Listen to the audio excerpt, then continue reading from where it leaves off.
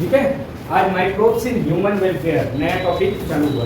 ठीक, माइक्रोब्स होते क्या है? माइक्रोब्स क्या होते हैं?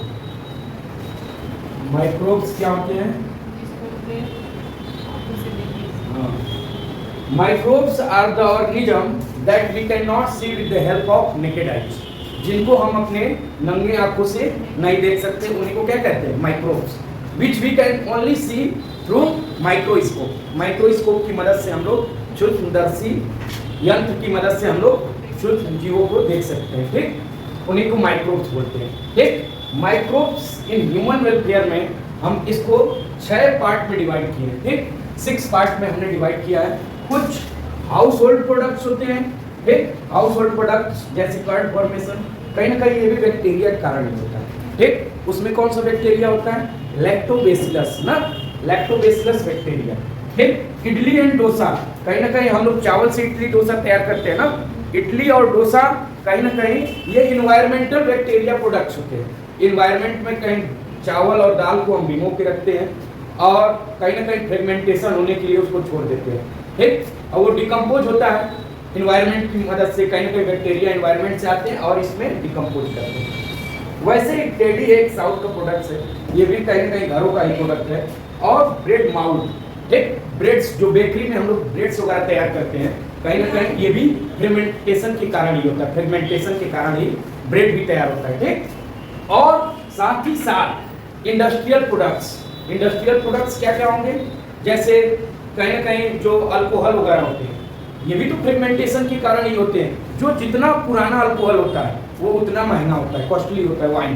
ठीक, इसमें अनफ्रेगमेंटेड और फ्रेगमेंटेड पढ़ेंगे, 2 पार्ट्स में पढ़ेंगे, डिस्टिल्ड और अनडिस्टिल्ड। जो बियर्स वगैरह होते हैं कहीं ना कहीं इसमें 7 to 8% अल्कोहल होता है। बियर और वाइन जो होते हैं कहीं ना कहीं अनडिस्टिल्ड होते हैं, बाकी सब डिस्टिल्ड होते हैं, ब्रांडी वगैरह। ठीक, और इंडस्ट्रियल के बाद एसटीपी। एसटीपी क्या है? Sewer treatment plant. जो नाले वगैरह होते हैं, गंदगी पानी वगैरह, उनका ट्रीटमेंट में भी हमारे माइक्रोब्स का योगदान होता है। ठीक, फिर साथ ही साथ बायोगैस प्लांट है। जो बायोगैस प्लांट हम तैयार करते हैं भोजन वगैरह के लिए, तो कहीं ना कहीं काउ डंग्स वगैरह से ये भी तैयार किए जाते हैं। तो बायोगैस प्लांट से भी कहीं ना कहीं हम लोग इंडस्ट्रियल प्रोडक्ट के बाद बायोगैस प्लांट भी कहीं ना कहीं माइक्रोब्स की मदद से ही तैयार किए जाते हैं। ठीक, उसके बाद बायो कंट्रोल एजेंट। जो बायो कंट्रोल एजेंट्स वगैरह होते हैं, क्या कुछ एजेंट्स बताइए बायो कंट्रोल एजेंट्स? जैसे एरोबिक में हमने बताया था कि कुछ बायो एजेंट्स होते हैं एरोबिक एजेंट में, जैसे बर्ड वगैरह होते थे या विंड होता था। ठीक, फिर उसके बाद बायो फर्टिलाइजर्स। फर्टिलाइजर्स जो मैन्योर वगैरह का हम उपयोग करते हैं, तो मैन्योर 2 तरह के होते हैं, एक ऑर्गेनिक होता है और दूसरा इनऑर्गेनिक होता है।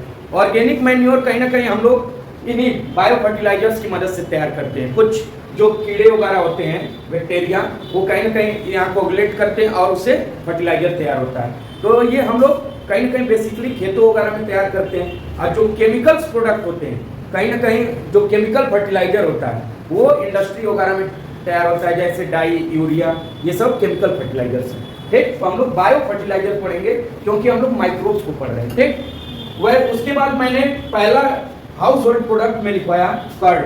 ठीक, कर्ड कहीं ना कहीं किससे तैयार होता है? मिल्क से ना। मिल्क को क्या करते हैं? हीट करते हैं।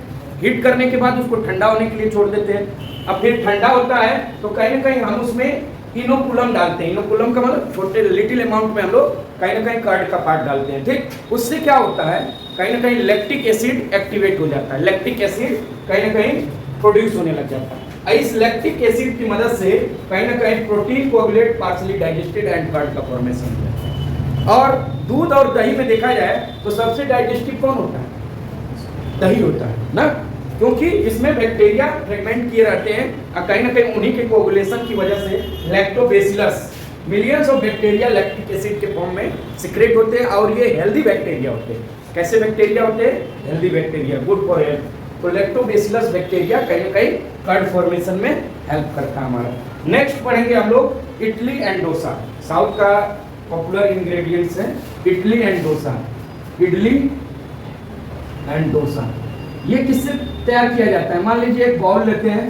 ठीक, इस बाउल में दाल ले लेते हैं ना, दाल और राइस, मान लीजिए इसी में हम राइस भी ले लेते हैं, ठीक। इसको कहीं ना कहीं हम फ्रेगमेंट होने के लिए छोड़ देते हैं, पानी ऐड करके, इसमें H2O ऐड करके इसको फ्रेगमेंट होने के लिए छोड़ देते हैं कि नहीं, रात में भिगो के छोड़ देते हैं ताकि सुबह तक फ्रेगमेंट हो जाए। और कहीं ना कहीं फ्रेगमेंटेशन किससे होता है, इन्वायरमेंटल बैक्टीरिया, इसमें कोई बैक्टीरिया हम लोग ऐड नहीं कर रहे हैं, कहीं ना कहीं पर्यावरण से वो, क्योंकि हम फ्रेगमेंट होने के लिए छोड़ रहे हैं, पानी को ऐसे ही छोड़ दें तो कुछ बैक्टीरिया, दाल वगैरह है ना, जीव है, तो कहीं ना कहीं फ्रेगमेंटेशन स्टार्ट हो जाता है। इडली और डोसा में कहीं ना कहीं फ्रेगमेंटेशन स्टार्ट हो जाता है, ठीक। फ्रेगमेंटेशन के कारण देखेंगे कितने पे है ना, अभी हम भिगो रहे तो ये मॉर्निंग तक देखेंगे तो कहीं ना कहीं ये फूल जाएगा, फूल के ऊपर आ जाता है कि नहीं,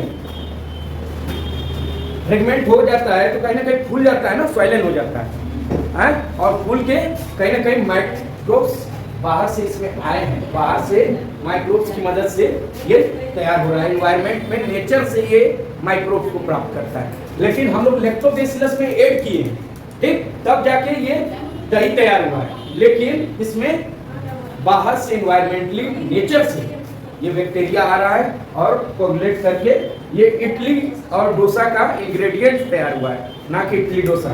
फिर तो उसके बाद प्रिपरेशन होता है, उसमें सम अमाउंट ऑफ ओनियन डालते हैं, गार्लिक डालते हैं, जो भी अपना स्वाद अनुसार जिंजर वगैरह डालते हैं, कोरिएंडर डालते हैं, उसके बाद सेटअप पे अपना प्रिपेयर करते हैं, ठीक है।